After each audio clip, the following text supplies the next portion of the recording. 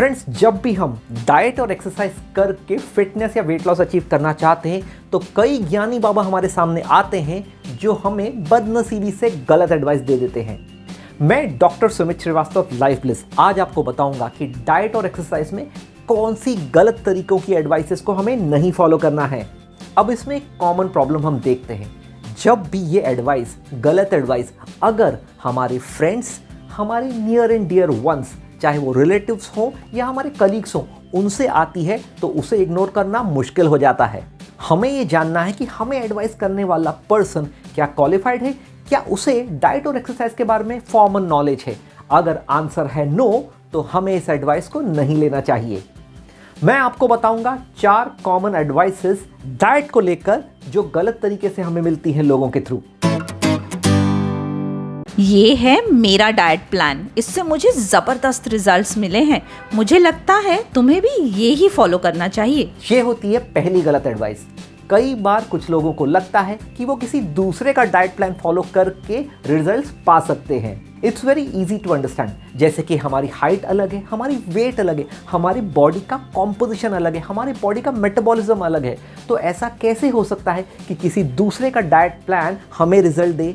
और ऐसा करते वक्त कई बार हम अपने शरीर को नुकसान भी पहुंचा सकते हैं। कई बार कुछ न्यूट्रिशनल डेफिशिएंसीज भी हो सकती हैं। रुक रुक, खाना मत खा। मेरी मान वेट लॉस करना है तो मील स्किप करना चालू कर। ये होती है दूसरी गलत एडवाइस। लोगों को ऐसा लगता है कि अगर वो मील स्किप करेंगे तो वो आसानी से वेट लॉस अचीव कर सकते हैं। दोस्तों, कई बार जोश में शुरुआती दिनों में लोग मील स्किप कर लेते हैं, लेकिन इवेंचुअली इस प्रैक्टिस को सस्टेन करना डिफिकल्ट हो जाता है। और हम एक चीज़ नहीं समझ पाते कि जब भी हम मील स्किप करते हैं हमारे बॉडी का स्ट्रेस बढ़ता है, हमारे बॉडी का कॉर्टिसोल लेवल्स बढ़ता है और कई बार कुछ लोग बिंज ईटिंग के शिकार हो जाते हैं, जिसका पैराडॉक्सिकल इफेक्ट ऐसा दिखता है कि जो लोग मील स्किप करते हैं वो वेट लॉस नहीं बल्कि इवेंचुअली वेट गेन करने लगते हैं। मील स्किप करने का दोस्तों बड़ा डिसएडवांटेज ये होता है कि हमारी एनर्जी लेवल्स डाउन होने लगती है, हमारी इम्यूनिटी घटने लगती है। तू वेट लॉस कर रही है ना? मील्स को छोड़ ये शेक्स और फ्रूट जूस लेना चालू कर, तुझे जरूर रिजल्ट मिलेगा। तीसरी कॉमन गलती होती है ये, लोगों को लगता है मील स्किप करके अगर मैं फ्रूट जूसेस और शेक्स लूंगा तो मेरी बॉडी को न्यूट्रिशन पे मिलेगा और मेरा वेट लॉस भी होने लगेगा। फ्रूट जूसेस एक्चुअली हमें बल्क में कैलोरीज देते हैं। रिसर्च ऐसा बताती है कि एक ऑरेंज जूस का कप एक्चुअली 4 ऑरेंजेस के उतनी कैलोरीज देता है।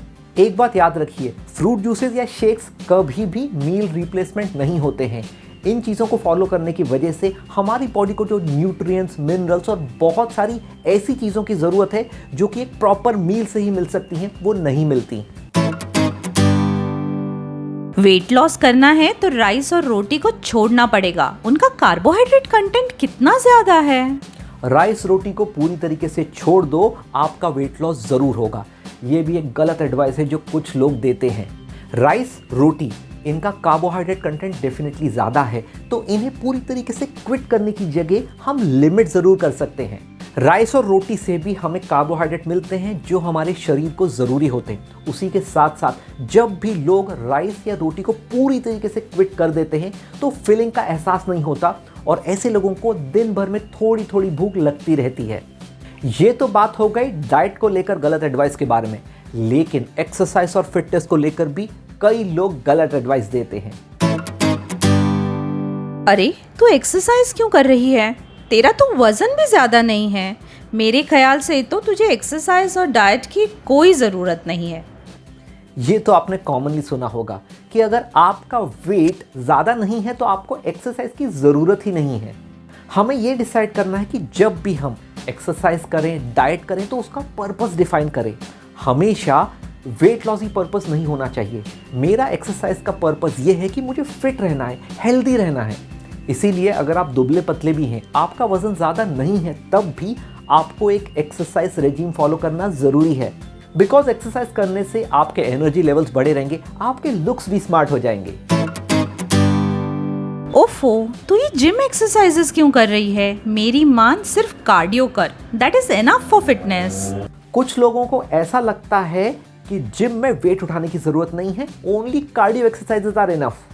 डायबिटीज़ के ट्रीटमेंट की, ओबेसिटी की ट्रीटमेंट की सभी गाइडलाइंस ये साफ साफ कहती हैं कि पेशेंट को अगर वेट लॉस अचीव करना है तो जिमिंग, एक्सरसाइजिंग, योगा, इन सभी का एक एडिक्वेट कॉम्बिनेशन यूज करना चाहिए। जिम में वेट उठाने का सबसे बड़ा एडवांटेज ये होता है कि हमें मसल्स और जॉइंट्स को स्ट्रेंथ देने का मौका मिलता है। हमारी बॉडी की इंसुलिन सेंसिटिविटी इंप्रूव हो जाती है। जिम में जाकर वेट उठाने के लिए बॉडी बिल्डर्स की तरह बहुत ज़्यादा वेट उठाने की कोई ज़रूरत नहीं है। जिम में जाकर उतने ही वेट्स उठाएं जो आपकी बॉडी इजीली उठाने के लिए केपेबल हो, और अगर पॉसिबल है तो एक क्वालिफाइड ट्रेनर की मदद ज़रूर लें। अभी तो तेरे पास टाइम है इसलिए तू जिम कर रही है, लेकिन एक बार जिम छोड़ देगी ना तो डबल वेट गेन हो जाएगा। ये भी आपने कॉमनली सुना होगा, अभी तो जिम जा रहे हो लेकिन जैसे ही जिम छोड़ोगे बहुत सारा वेट बढ़ जाएगा। ये बात भी सच है कि एक बार जिम ज्वाइन करने के बाद अगर पॉसिबल न हुआ तो बहुत लोगों को जिम इवेंचुअली कुछ दिनों के लिए छोड़ना पड़ता है।